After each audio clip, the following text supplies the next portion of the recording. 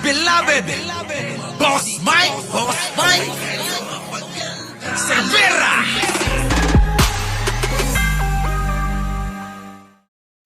Inantay natin ng halos 3 taon, yun lang pala ipapakita. Grabe no, mga kababayan. Oo, grabe. Ibang level yung mga katangahan. Sino ba may pakanan yan? Yung mga video nyo pinakita-kita nyo, mga kababayan, nagburahan yung mga tangang taga-Pilipinas. Yung mga vlogger nila na mga nag-upload, binura lahat. Bakit? Na-discover nyo bang talagang peke? Napakadali lang gawin. Napakadali lang gawin nung ginawa nila, pambata. 1 minuto nga lang ginawa ng tropa eh. Di ba mga kababayan? Isang minuto lang ginawa ng tropa. Ayan na, kabuka na. Alam nyo, ang nakakainis dito, mga kababayan, talagang, sabi ko sa inyo desperado na sila. Desperado na kahit na ilalabas nila. Di ba? Oo, tama naman kahit wala talagang video eh.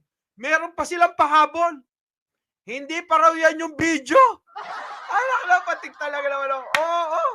Yari ka, Maharlika, dagdag kaso na naman yan. Oh. Hintayin nyo yung video ang ipapakita ko para manginig na yung mga latag nyo. Oo. Kung may latag sila. Di ba? Kung may latag sila, siguradong manginginig. Mga kababayan, naku po, alam nyo, tawa ako ng tawa. Akala ko kung ano ipapakita. Pero alam nyo ngayon, mga kababayan, makikita nyo na malalaman nyo na kung sino uto-uto, tanga, mangmang, bobo na tao sa Pilipinas. Nakakahiyamang sabihin, pero ang daming tanga, bobo talaga. Diba? Oo, pero hindi magwawagi yun. Dahil mas marami pa ring matalinong Pilipino. Mga kababayan, kitang-kita nyo na kung gaano kadesperado silang maagaw, mapabagsak si Pangulong Bongbong Marcos. Yan ang nakakainis eh. Diba, nung kahapon ba yun, meron pa nagko-comment dyan, magkakaalaman daw bukas. Tignan daw yung kanilang big one. May big one pa silang nalalaman. Yun pala yung big one nila. Pambira, walang tama. Pinagtatawanan lang kayo. Pero, bantay kayo diha. Dahil kapag pinalabas, yung video manginginig, pati itlog ninyo. Oo, pigil na pigil ako niyan. Oo. Nasa akin lahat yung video eh. Pigil na pigil ako niyan, mga kababayan. Nasa akin yung video. Sabi nga nung isa, mas kamukha mo pa yung pinakita eh. Sabi ko nga, baka ako yun. Baka ako nga yun. Anak ng pating na yan, yun na pala yun. Ang tagal-tagal na tayong pinaghintay. Kita nyo, saan ginanap, saan pinakita? Sa ibang bansa. Para nga naman walang jurisdiksyon ang batas ng Pilipinas sa kanila. Kita nyo, si Maharlika, safe na safe pa. Bahala, sabi ni Maharlika, bahala kayong humusga. Ano nangyari? Pinahamak nyo yung mga vlogger dito na mga bayaran ninyo. Bakit? Okay lang yan eh. Bayad naman yung mga yan eh. Kaya bahala kayo sa buhay nyo. Nako po, kung ako sa inyo, mag-isip-isip na kayo. Mag-isip-isip kayo, mga kababayan ko, yung mga vlogger na mga dati naming nakasama. Mahal namin kayo. Pero, tignan nyo maigit, manimbang na kayo. Ngayon pa lang, manimbang na kayo. Kung nasa tama pa ba kayo? O kayo'y nauutot, naliligaw na? Okay lang mautot, wag lang mauto. Pambihira. Demonyo talaga, mga kababayan. Kita nyo, yung ilan naming mga kasamang nakasama noon ng mga vlogger na sumama doon sa kabila. Ayun, nagsiburahan ng mga pinost nila. Bakit? Alam nila sa sarili nila na peke. Ganyan lang kadali yan, o, kita nyo. Diba? 1 minuto lang mga ginawa ito eh. Ha, mga kababayan, ganyan lang talaga kadali.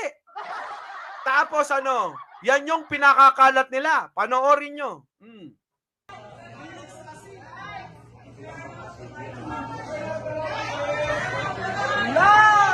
Pakinggan ninyo mga kababayan habang piniplay nila sa kanilang maisog rally, sa ibang bansa.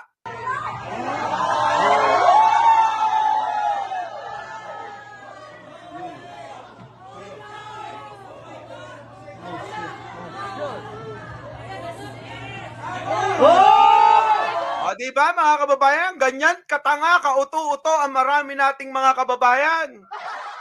Alam nyo mga kababayan, ako nalulungkot ako personal. Hindi ako naiinis ako dahil madali silang mauto. Nabibisit ako, galit ako, aminin ko na galit ako dahil maraming mga taong tulad ng mga pasimuno ng mga ganitong mga fake news. Yung po yung katotohanan dito, naaawa ako at naiinis ako sa mga tao na nadadala ng mga ganitong mga fake news. Di ba? Oo, busabos, nakabalik na ako pero nakakagigil. Kawawa talaga, Quincho. Kawawa yung mga tao na napapaniwala. Kita mo nagsisigawan pa.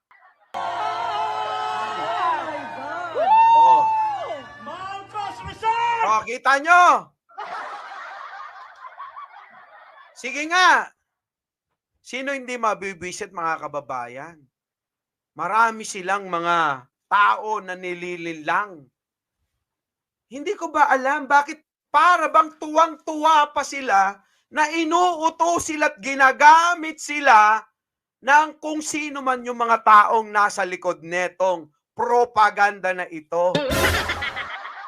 Ultimo, yung mga elementary, nauunawaan na peke yung video. Diba? Ngayon, Maharlika. May narinig ako. Dagdag kaso mo na naman yan. Paano ka pa babangon nito? Hindi ka na makababangon, Maharlika. Hanggat baka kaya pa. Diba? Baka kaya ba? Aminin mo na. Aminin mo na. Alam nyo na. Di ba? Diyos ko po, never naging ganyan. Eto pa mga kababayan. Sige, pagbigyan natin. Alam nyo mga kababayan. Sige, iusod natin. Itutok natin. Yan. Mga kababayan, sabi ko nga, nag-uusap-usap kami, nagtatawagan kami. Mga kababayan, ng mga kaibigan natin. Diyos ko po, ako po ay 3 dekada na sa larangan ng buhok, mga kababayan. Pag-style ng buhok.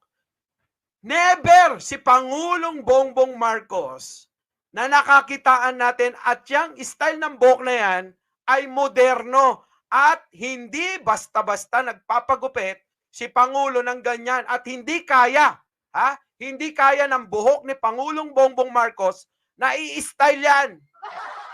Bakit kanyo? Dahil yung buhok ni Pangulo ay bagsak. At hindi mahahati ng one-sided yan. Bakit? Kasi yung buhok ni Pangulo ay kukontra.